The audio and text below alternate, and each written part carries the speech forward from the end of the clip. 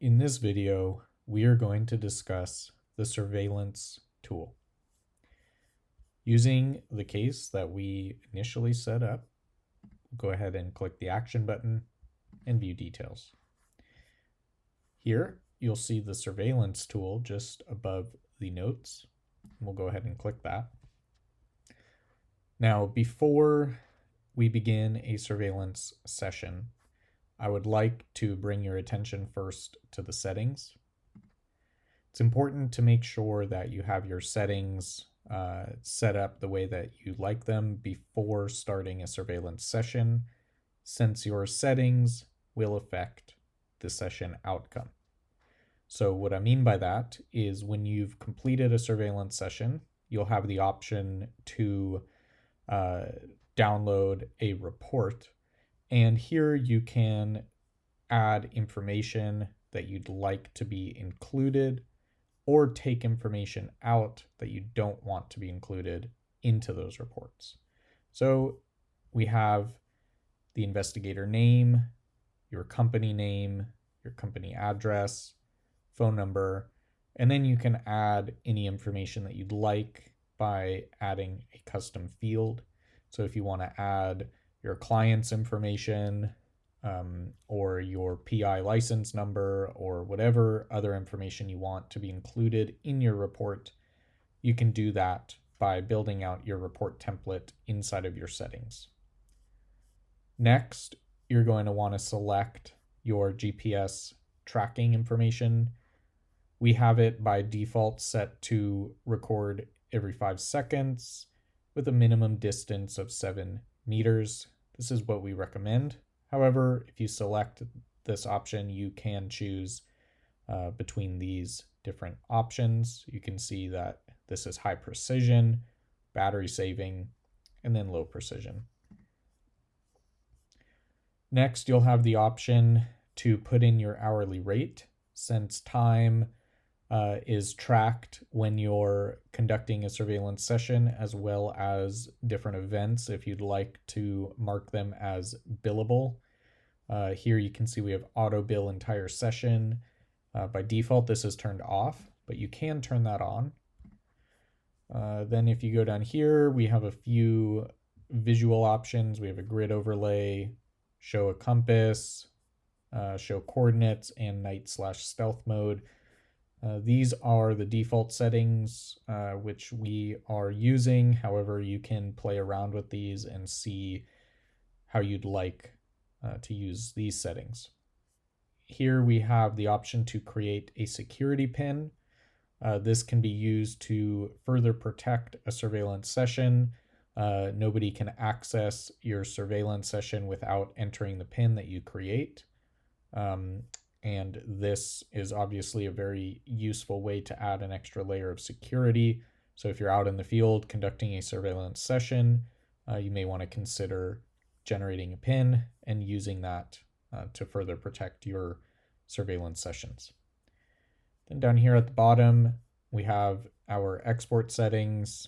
Like I mentioned a moment ago, you will have the opportunity to export a report utilizing your surveillance session. So this is if you'd like a PDF report or a docx report. I'm going to go ahead and select the docx report for this video.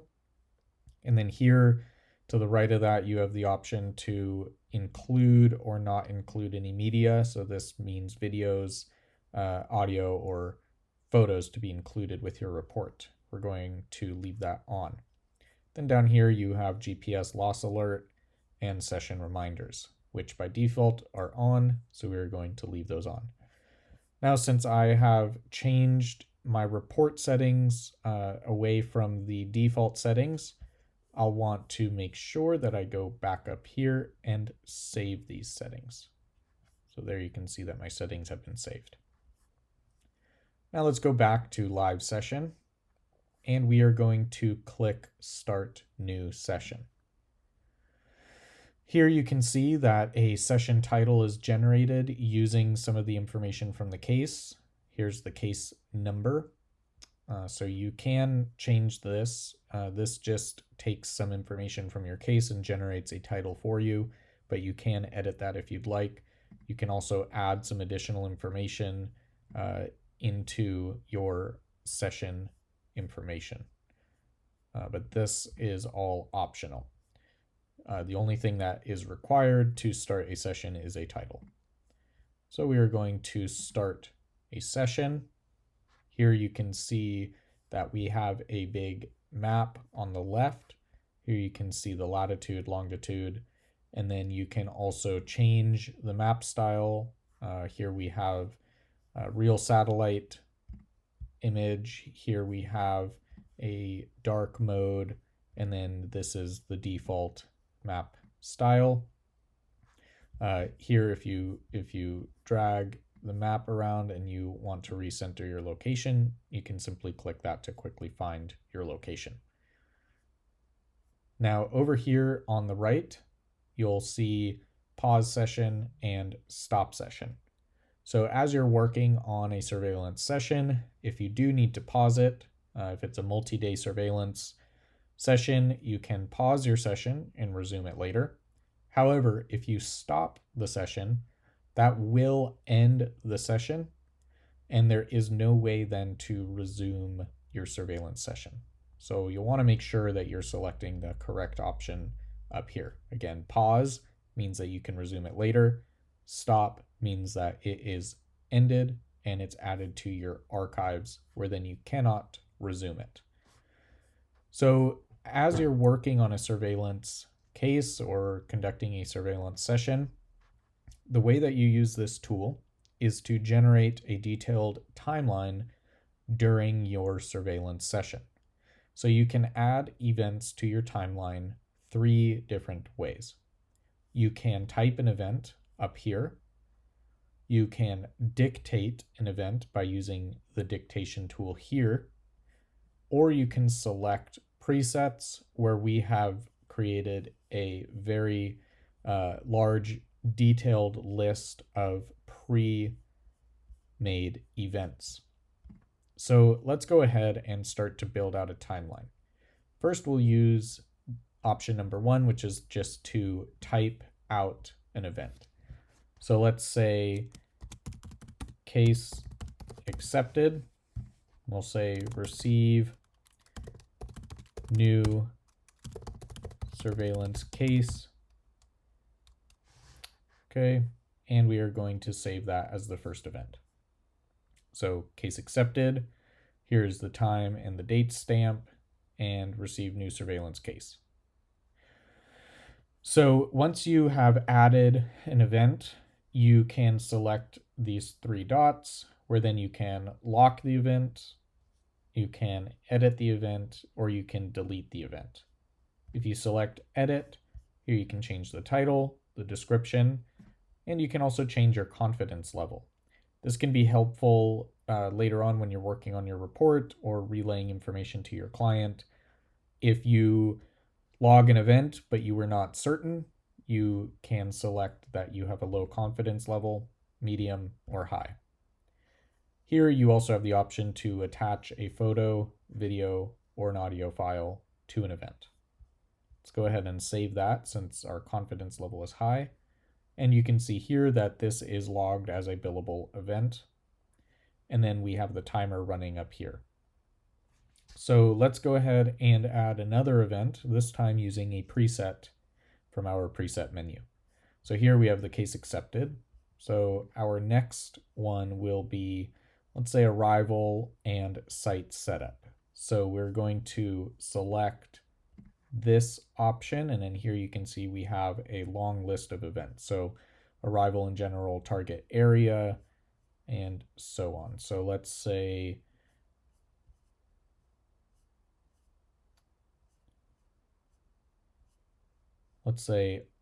on-site and set message. So this one, as you can see, the time and date stamp are logged, and it has, by default, it's given a medium confidence level. So we'll go ahead and go in there and edit. We'll change that to high. We'll save that. Let's go ahead and add another preset event. This time we'll say subject at residence / on foot. We'll go ahead and change that and we'll say subject cited at residence. Okay, so time, date stamp, subject cited at residence. This time we're going to edit it. We're going to change it to high confidence level and we'll add a description here.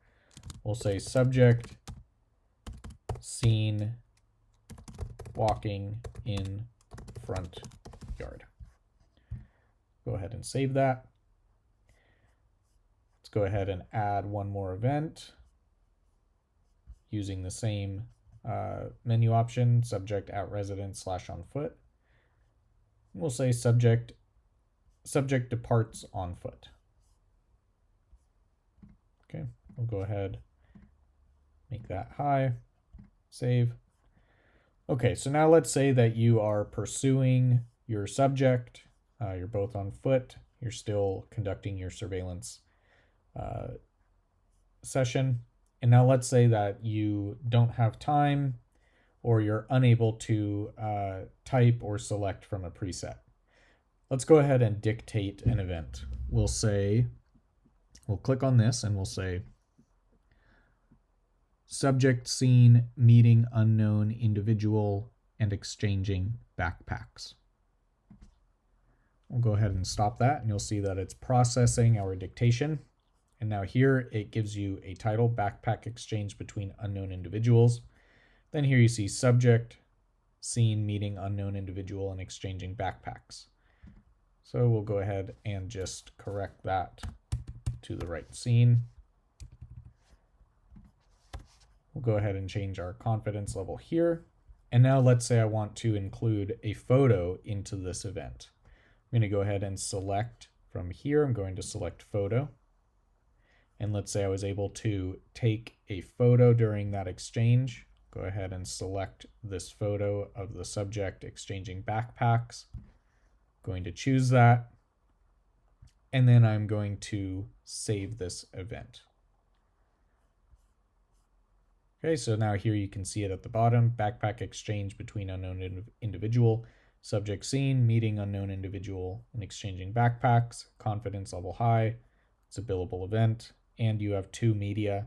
So the two media in that case is the photo I've attached as well as my audio recording is included that was used to create that dictation. So here we have a pretty solid timeline. You can see that as your surveillance session continues, this timeline will get longer, more detailed. But for this example, we are going to go ahead now and stop the session. So again, stopping the session means that we are ending it. This session is over. We'll stop that session. And now here we're going to go to our archive. Now in the archive, this is where all of your surveillance sessions will be stored. Here you can see the surveillance session title, the duration of time, and the distance that you traveled. I'm stationary, so my distance is 0, but this will show everywhere that you traveled. Now, if you click these 3 dots in the top right corner of an archived event, you can see that you have a few options. You have the option to export a report. This will then generate a report that is based just on your timeline. So it is basically going to just have the information that you put in your settings and then the timeline underneath that you developed. It will have the time and date stamps included, the titles of each event, and their time and the details that you added, as well as any media or anything that is inside of your timeline will be included in this basic report. Next, you have the option to export an AI report.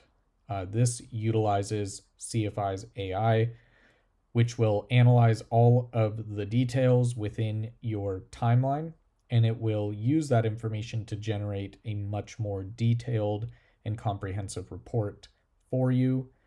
This can be very helpful if you are working with longer timelines or you would just like to simply have more information included.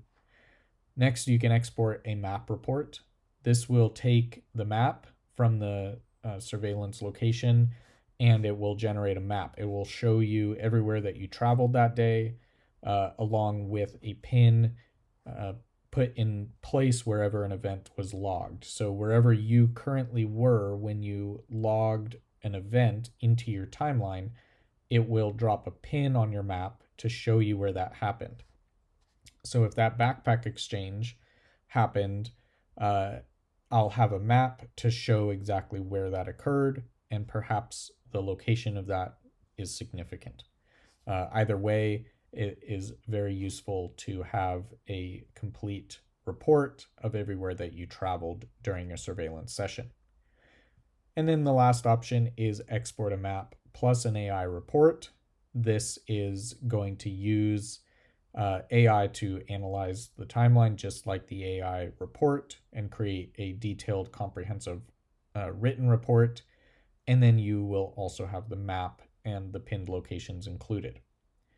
Now, I am not going to download these and show them in this video, as this is a very specialized tool used by CFI.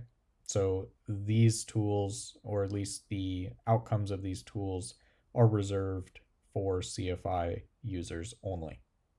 And then, of course, you can delete any session by selecting the delete session here. And if at any point you get stuck or need any additional help, always remember to refer to our guides.